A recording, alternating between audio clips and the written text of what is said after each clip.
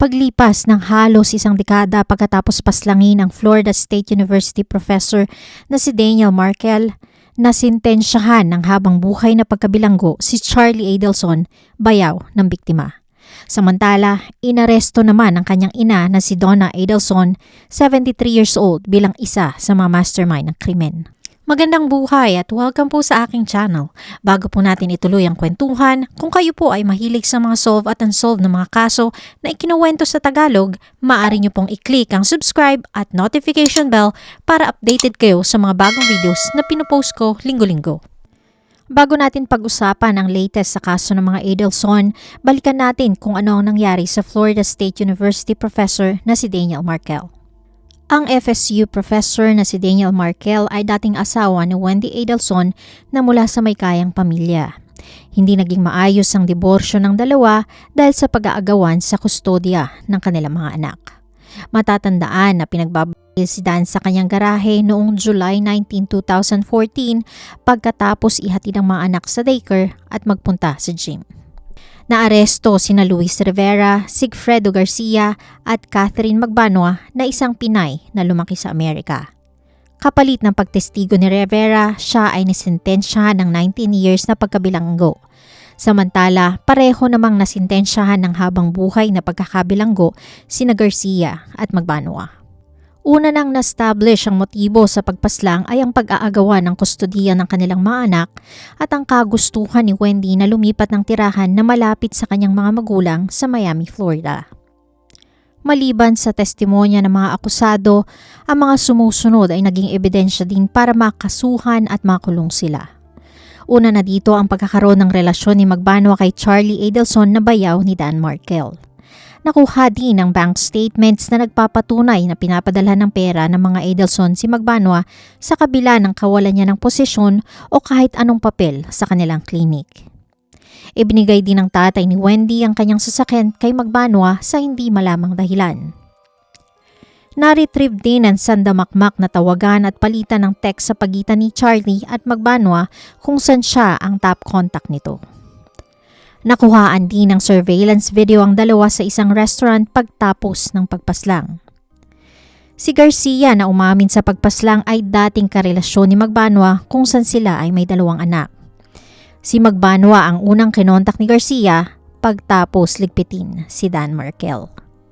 Sa patuloy na pagsusumikap ng FBI na mabigyan ng hustisya ang FSU professor, ang surveillance video noong 2016 na Charlie at Magbanua ay na-enhance at siyang naging matibay na ebidensya para maaresto ang isa sa mga Adelson. Naaresto si Charlie Adelson noong April 21, 2022 at kinasuhan siya ng first-degree murder at conspiracy and solicitation to commit murder. Dinala siya sa Broward County Jail at hindi pinayagang magpiyansa. Nagsimula ang paglilitis laban kay Charlie noong October 2023 sa Leon County bago ang kanyang 47th birthday. Nakuha ang 86 phone call sa pagitan ng mag-inang Adelson habang nakakulong ang binata. Bumaliktad na rin ang Pinay na si Catherine Magbanua pagkatapos niyang itanggi na may kinalaman ng mga Adelson sa pagkawala ni Dan. Sinabi ni Magbanua na hindi niya inamin ang pagkakasangkot ni Charlie sa krimen para protektahan ang tatay ng kanyang mga anak na si Garcia. Maliban dito, gusto niya din mabigyan ng closure ang pamilya ng biktima. Sa patuloy na testimonya ni Magbanua, sinabi niya na pagkagaling nila ni Charlie sa isang party, binanggit niya ang pagpapaligpit sa kanyang bayaw. Ang sumunod na pag-uusap ay tungkol sa kung may kakilala ba ang Pinay na maaaring gumawa ng pagliligpit na sinagot naman niya ng oo. Dagdag pa niya, nanggaling kay Charlie ang picture at ang address ni Dan Markel na nakalagay sa isang envelope nang ibigay sa kanya. Ang sinasabing pera para sa trabahong pinapagawa ng mga Adelson ay nakabunton at nakastaple. Matumi at malumot ito na maaring sinadya para hindi matrace. Pinaghalong $100, $50 at $20 bills sa mga ito ayon kay Magbanua. Inamin niya din na binibigyan siya ng pera ng mga Adelson na una na niyang tinanggi kahit hindi naman siya nagtatrabaho sa klinik ng mga ito. Dagdag pa sa mga ebidensyang nakuha ang phone calls at text messages ni Charlie sa tatlong akusado kung saan nakita na 17 times niyang kinontak si Magbanua nung sila'y nasa Tallahassee. Walang komunikasyon ng ibang Adelson sa mga akusado maliban sa 37 seconds na usapan ng tatay ni Wendy kay Sigfredo Garcia. Sa kabila ng pagkiklaim ng depensa na sineset up ng mga akusado ang mga Adelson para mahututan ng pera, itinanggi ng isang eksperto na walang anumang usapan tungkol dito sa mga phone calls at text messages na na-retrieve. Nag-testify din si Charlie Adelson laban sa kasong isinampas sa kanya. Ang bersyon ng kwento niya ay nagsimula sa pagpunta ni Magbanua gabi pagtapos ng pagpaslang kay Dan. Nagkamali daw siya ng pinagkwentuhan ng tungkol sa problema ng mga Adelson at $1 million offer nila kay Markel para lumipat sa Miami. Pinatahimik daw ng kaibigan ni Magbanua ang FSU professor, ngunit nang tanungin niya kung sino, wala itong ibinigay na pangalan. Sinabihan siya ni Magbanua na nais ng mga akusado na partehan sila sa milyones ng pamilya. Tumanggi umano si Charlie, ngunit tinakot daw siya ng Pinay na kapag hindi sila binigyan ng pera within 48 hours, isa sa kanyang pamilya ang susunod na mawawala. Kinuha ni Magbanua ang $130,000 cash na meron si Charlie ng gabing yun at nilagay sa kanyang bag. Sinabi din daw ng Pinay sa kanya na bigyan siya ng $3,000 buwan-buwan para mabuno ang kulang. Tinawagan niya ang kanyang nanay na si Donna para ilagay sa payroll si Magbanua bilang parte ng kanilang usapan. Nang tanungin siya kung magtatrabaho ba sa klinikang Pinay, sinabi niya na may mga ipapagawa siya dito.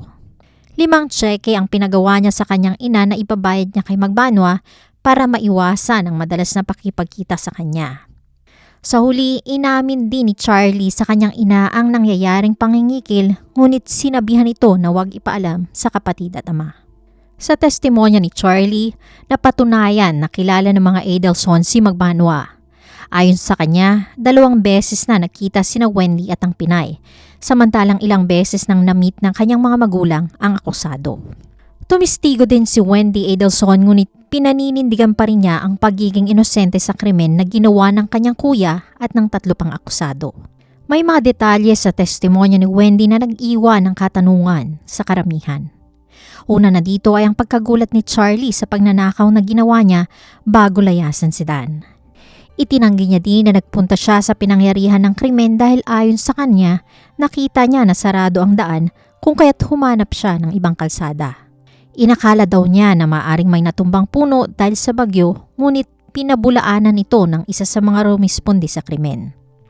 Ayon kay Officer Brannon, imposible ang sinasabi ni Wendy dahil ang mga patrol cars ay nakapalibot mismo sa bahay ni Dan. Hindi rin naisip ni Wendy na alamin ang kalagayan ni Dan o ng mga anak na inihatid ng ama sa daycare bago ito paslangin. Tinanong ng prosekusyon si Wendy kung may napakinabangan ba siya sa mga naiwan ni Dan. Ngunit itinanggi niya ito. Binanggit nila ang mga mamanahin o maaaring i-access ni Wendy sa pagkawala ni Daniel Markel. Nag-iwan ito ng $2 million life insurance sa mga anak na pumapatak na tig $1 million bawat isa. 401k, pension, compensation fund valued na $217,000, Social Security Survivor Benefits na $4,800 buwan-buwan, IRA na nagkakahalagang $100,000, at isang checking account na may lamang $15,000. Ito marahil ang pinatutungkulan ni Charlie sa isa sa mga usapan nila ng kanyang ina na si Donna na nagsasabi na parang nanalo sa loto ang kapatid dahil wala itong kailangang gawin para magkaroon ng milyones sa kanyang bangko. Tumagal lamang ng 8 araw ang paglilitis sa Leon County Circuit Court. Sa huli, napatunayan na si Charlie Adelson ay isa sa mastermind sa pagpaslang kay Daniel Markel. Sa kabila ng pagtanggi at paninindigan na wala siyang kinalaman sa pagkawala ng dating bayaw, siya ay nasintensyahan ng habang buhay na pagkabilanggo nang walang karapatang mag-apply ng parol noong December 2023. I would just like to say that I maintain my innocence. I'm going to adjudicate you guilty of all 3 at this time. You are sentenced to life imprisonment without the possibility of release or parole. Inilipat ng akusado sa Florida Department of Corrections kung saan bubunuin niya ang kanyang sintensya. Nagkaroon ng pag-uusap ang mag-inang Charlie at Donna Adelson nang siya ay masintensyahan. Kinamusta ni Charlie ang kapatid na si Wendy, ngunit makikita ang pagkadismaya ng ina sa sariling anak. Binasa ni Donna ang message ni Wendy sa kanya pagtapos niyang sabihin dito na hindi niya binanggit kay Charlie na hindi na siya tumatawag sa kanila sa kabila ng pagprotekta ng buong pamilya sa kanya. Sa message ni Wendy sa kanyang ina, itinanggi niya na may kinalaman siya sa krimeng ginawa ng kanyang kuya at kung nais ng kanyang ina na pag-usapan ng kaso, lumapit ito sa kanyang abogado. Diin pa niya, gusto lang niyang mag-focus sa pag-aalaga sa kanyang mga anak. Isang araw pagtapos masintensyahan si Charlie, naaresto ang 73 years old na si Donna Adelson noong November 13, 2023. Siya ay nasa kote sa Miami International Airport kasama ang kanyang asawang si Harvey. Napag-alaman na nag-book ng one-way ticket ang mag-asawa papuntang Vietnam na may stopover sa Dubai.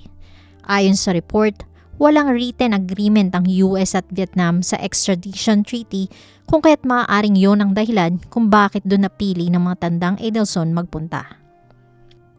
Katulad ng kasong isinampa kay Charlie Adelson, nahaharap din ng matanda sa first-degree murder at conspiracy at solicitation to commit murder.